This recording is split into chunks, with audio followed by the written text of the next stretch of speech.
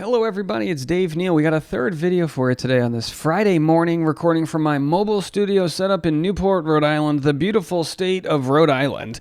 And I'm in a good state of mind. My hair is in a better state of mind. The humidity has got me all over the place here. And let's get into it. I appreciate you guys sticking around with me while we record from the mobile setup. But we have Mari Pepin, who's engaged to Kenny, the couple that nobody saw coming from, was it 2 years ago on Paradise or last year? I don't even remember at this point. She's exposing a Reddit hater. Now, it could have been an Instagram hater. It could have been a TikTok hater. It just so happens they were on Reddit. All of these apps kind of have the same anonymity. Reddit might have more anonymity, which could be a problem. We'll get into that in a second here. But either way, she exposes the negative comment. We're going to play what she has to say. Then we're going to share some other parallel Reddit beefs that are happening, and we'll get into all of that in a second. And by the way, I said this the other day, and I'll say it again. I was mentioning the term buck up when someone was like, why are you making this content? And I said, buck up, it's what we do. And Kales said, I'd like to pre-order a buck up koozie and hat, please. I think it'd be nice to have it on my forehead. I don't have any buck up koozies. Should I make a buck up koozie? What do we call it? Let's buck up and recap. And I searched buck up, and look, there's already a bucked up energy drink. And if that's not the most bucked up, if I had my button here to play the national anthem, I would. But is that not the most bucked up buck you've ever seen? Don't mess with a buck. They'll buck you up. And that's a bucked up energy if I've ever seen one. Apparently, the term bucked up has been increasing in popularity this year. I don't know if it's because I said it or if it's just something in the world of the deer lifestyle. I don't know. But do me a favor and hit the like button. Okay, you get that dough reference? All right. Buck off, folks. Let's get into it. Here's what Mari had to say. She'll tell the story right here on her TikTok, Mari_Pepin. Spent an ungodly amount of time on Reddit lately, and as someone who is a topic of discussion on Reddit more than most people, it's an interesting dynamic. I've developed a pretty thick skin and have learned to not care too much about what people say, but every once in a while there is just something that I cannot let go of. Recently someone commented on a picture of me, asked facetiously, who or what does she sacrifice to get her body, or something like that. Someone responded to that. It makes me so angry. This is what they said. As someone who has previously struggled with... And for those who are listening, mainly the response was food. Someone said, what did she do to get, what did she sacrifice to get that body?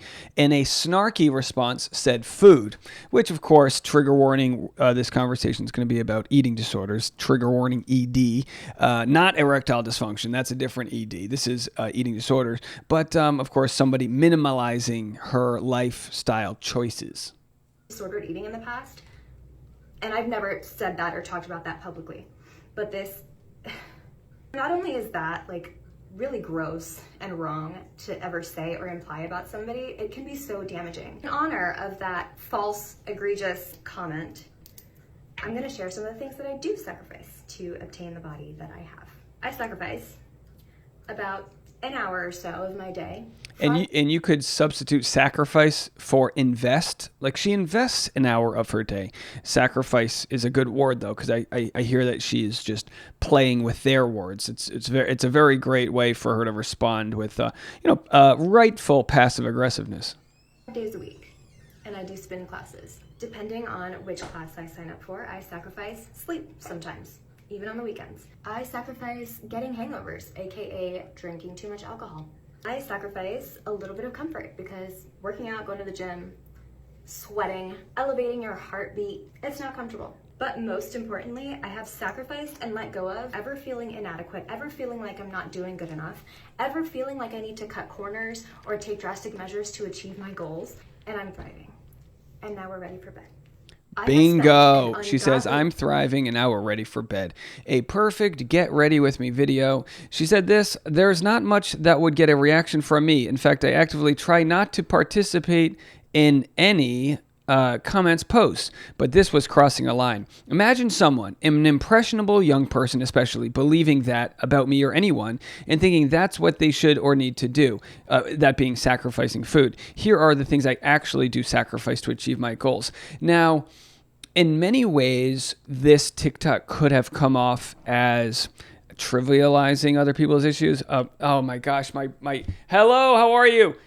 Are you gonna be here for a few minutes? All right, hold on 1 second. Okay, my nephew just arrived. Oh my gosh, guys, I haven't seen my nephew, so let me make this quick. My nephew just arrived here. It's wedding weekend here for me. There's ways in which you could have flippantly responded, "Oh, you think I've got that? No, I just work on my body." Which that's not what she's saying at all. She's saying she's struggled with eating in the past, and of course. Some might say, I think we generalize. I'm not saying you or I, but I think environmentally and socially, we generalize eating disorders to be female-centric, but men suffer from them as well. Eating disorders may be a lack of eating or an overabundance of eating. Some people that will eat to cope with pain and some people that won't eat to cope with pain. I mean, it's all over the place. And what we should all strive for is finding a healthy amount for our body, a healthy amount that, I've been known to sedate myself with sugar. Absolutely. So much so that even in a recent video I did, a Driving with Dave with Brian Abasolo, led to a real toxic conversation where people were telling me, you need therapy. A stranger telling me that. It's one thing that maybe you're right, but if a stranger comes up to you and says you need therapy, it's like, why don't you buck off, mother bucker? But that it's a very tough conversation to have about nutrition because we all have different triggers when we talk about it. And that's what it is, nutrition and the lack thereof.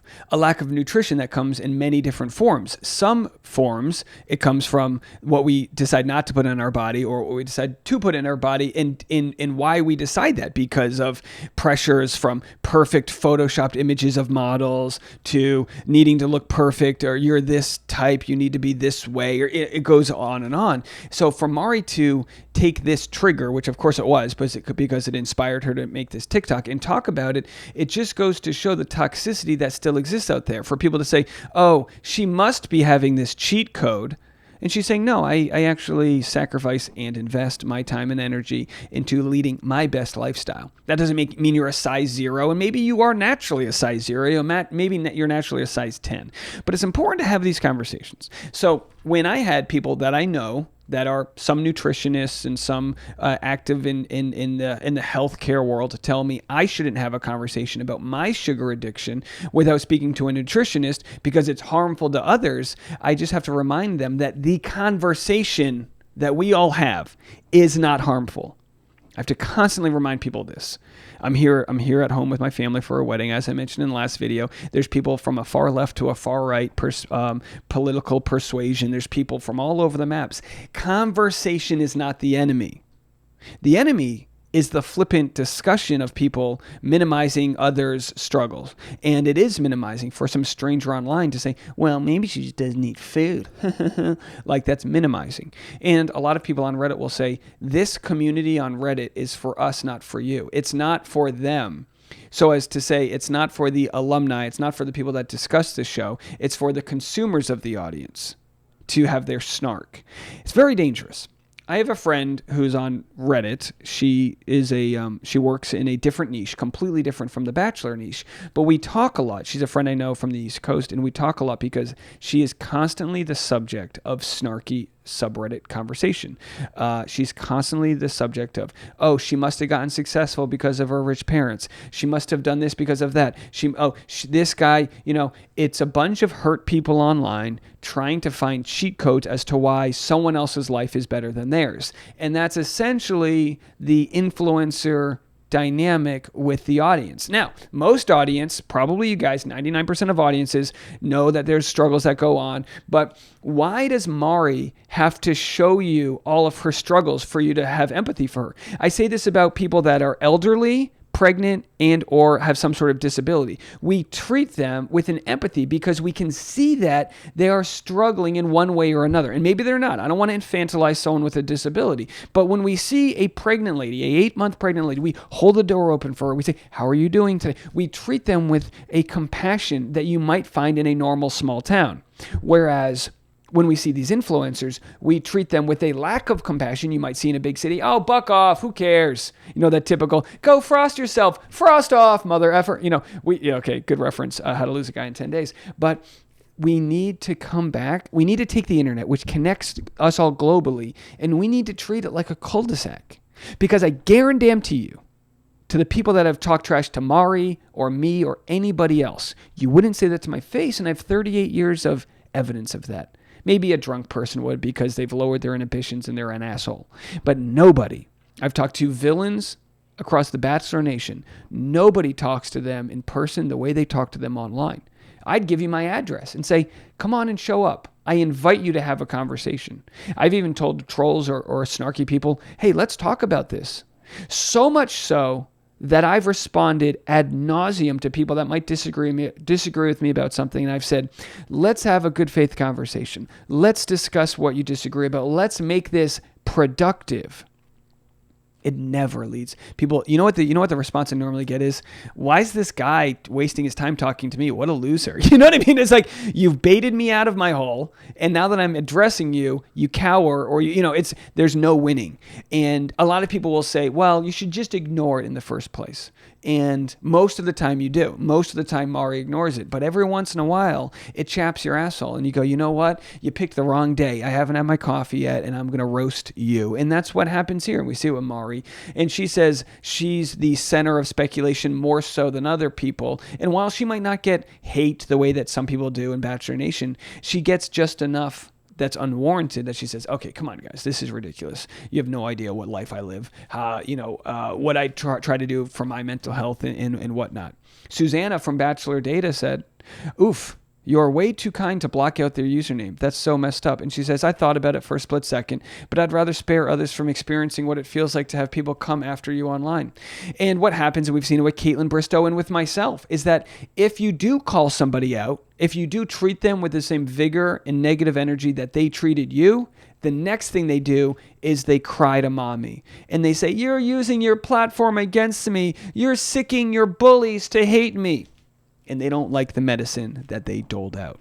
And then it feels bad. And you go, well, maybe I shouldn't have roasted that person. It's like with a stand-up show. If I've ever had a stand-up show where someone's egregiously heckling me, now we have a built-in audience that is the judge and jury at every stand-up show. If they side with the audience member, if I'm the asshole, everybody knows and I have a bad set and I bomb. And that's happened before.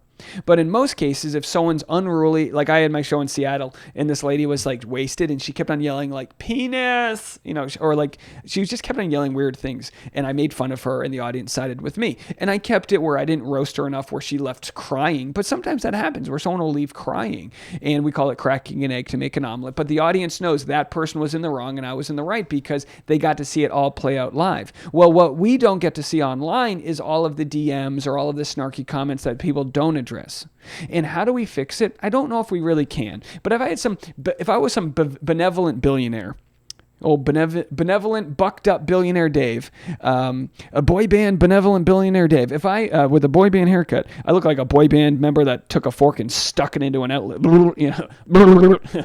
This is my last video of the week, other than Driving with Dave, which drops tomorrow. But if I was to if I was a benevolent billionaire, and I did the Brianna Madia thing, of course, Brianna Madia is an influencer who decided to hire a private investigator to expose, not dox, expose her haters. I would have Mari do that. I would have everyone do it just to say, you know what? Out of the 200,000 people on the Bachelor subreddit, there's probably 100 to maybe 200 that are assholes, that leave comments that are just that's their morphine drip. That's their, you're like, you make all this money, you're pretty, you're all this, you're that. I'm hating my life, and I'm going to make myself feel better by commenting negative things on you. Hurt people. Well, what I would like to do is give them a small dose, maybe a vaccine's worth of their own medicine, and say, you know what? I know your name's Deborah, and I know you live in Biloxi, Mississippi. Is that a place?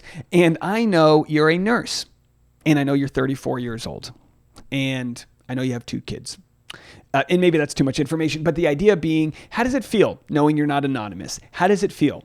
And I do believe we exist in a much friendlier world when we all know who we are talking to. I'm Dave Neal. You can find me here. You can leave a comment. You can tag me on different subreddits. You can mischaracterize what I say, but I will continue to be here, and I will continue to speak my truth, to lean into my femininity, and to defend people that are unjustly and snarkily harassed in different ways. I'm going to have more on this story. I wanted to get into the reality Steve rant that he went on, but I'm completely out of time. I will have that on today's Bachelor Rush Hour podcast. We'll continue the conversation over there. Bachelor Rush Hour, wherever you listen to podcasts. It'll be a good one, and we'll talk to you guys in a little bit. Kudos to Mari, and send her a big hug.